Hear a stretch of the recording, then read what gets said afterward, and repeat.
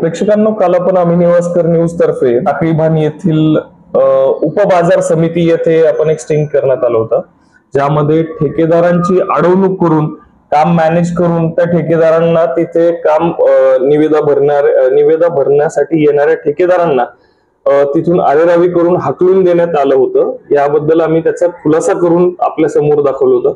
आज आपल्या सोबत आहे टाकळी भान येथील श्री नाना पवार, जे 3 वेळा ते सभापती देखील राहिलेले आहेत याच कृषी उत्पन्न बाजार समितीमध्ये। आपण त्यांच्याकडनं जाणून घेणार आहोत की नेमका हा प्रकार नक्की काय आहे। काल आम्ही एक स्टिंग ऑपरेशन द्वारे आम्ही निवासकर न्यूजच्या कॅमेऱ्यामध्ये आम्ही एक घटना कैद केली, ती तुम्ही देखील बघितली असेल की ज्यामध्ये एक अधिकारी आहेत आपल्या कृषी उत्पन्न बाजार समितीचे। त्यांनी काल आम्ही तिथे ठेकेदार म्हणून गेले असता त्यावेळेस त्यांनी आम्हाला आमचं जो निविदा असते ते स्वीकारली नाही, आणि जी निविदा त्यांनी जाहिरातमध्ये नमूद केलेल्या वेळेच्या आतमध्ये आम्ही तिथे गेलो असता त्यांनी ते देखील स्वीकारले नाही, आणि त्याच्यावरनं आरेरावी करत तिथून आम्हाला काढून देण्यात आलं।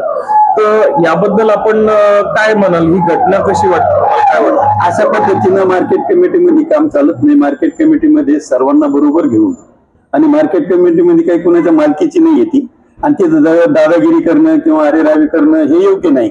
आपल्याकडे आलेल्या माणसाचं समाधान झालं पाहिजे, अशा पद्धतीनं अधिकाऱ्यांनी वागलं पाहिजे। आणि आता तुम्ही त्या वेळेत गेला होता तर तुमची निवेदन त्यांनी घ्यायला पाहिजे होती, परंतु तुम्ही सांगितलं का मला जिल्हा सदस्यांचे फोन आले आणि आम्ही मॅनेज केलंय, तर या संदर्भामध्ये मला तर काही सांगता येणार नाही। त्यांचे ते उद्योग आहेत, त्यामुळे या ठिकाणी असे उद्योग हे कायमस्वरूपी करत असतात। आणि या मार्केट कमिटीचे आता आम्हाला 45 नोटीस येऊन चौकशी होऊन नोटिसा लागलेल्या आहेत बरखास्तीच्या, परंतु त्यांना कोर्टातून काही प्रोटेक्शन मिळाल्यामुळे थोडासा वेळ मारून चाललेला आहे, आणि ते परत लवकरात ते होऊन जाईल, आणि त्यांच्यावरती कायदेशीर शासनाने निर्णय तो कायदेशीर गुन्हे दाखल करतील। जसं की तुम्ही आता बोलताना म्हणालात की तुम्ही एक तक्रार देखील दिलेली आहे, त्याबद्दल माहिती आम्ही देखील घेतली की जी तक्रार तुम्ही घेऊन कोर्टामध्ये गेला आहेत, आणि त्याबद्दल तुम्ही तिथे दाद मागितलेली आहे कोर्टात की तुम्हाला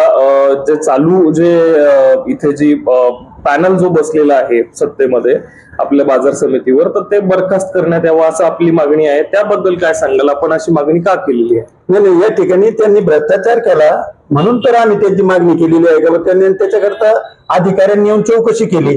त्याच्यावरती एक शासनाने DDRने पणन संचालकांनी त्या ठिकाणी अधिकारी नेमून त्यांनी चौकशी केली, आणि त्या चौकशीतून निष्पन्न झालं, आणि नंतर आम्हाला 45 नोटिसा निघाल्या। बरं, पण आता या सगळ्यामध्ये आता जो सत्ताधारी पॅनल तिथे बसलेला आहे, या सगळ्या गोष्टींवर ते कसं बघतात यावर तुम्ही काय सांगा? नाही, आता काय आम्हाला ते काही विश्वासात घेत नाही, त्यांच्या पद्धतीने ते करतात, आणि विश्वासात घेण्यापेक्षा आम्ही त्याच्यावरती दुर्लक्ष करतो। तर दुर्लक्ष करण्याचं कारण असं आहे का ते बहुमतामध्ये आहे, आणि त्यामुळे मग आम्ही ठरवलेलं आहे का तुम्हाला काय निर्णय घ्यायचे ते तुम्ही घ्या, आणि त्याच्यावरती आम्ही दरवेळेस तक्रारी करतो, आणि त्याचं शासन दखल घेते। तर हे होते श्री नाना पवार, जे कृषी उत्पन्न बाजार समितीचे 3 वेळा इथे सभापती देखील राहिलेले आहेत। त्यांच्याकडनं आपण जाणून घेतलं की नक्की इथे टाकळी भान येथील उपबाजार इथे काय घडतंय आणि त्यांनी का तक्रार दिलेली आहे।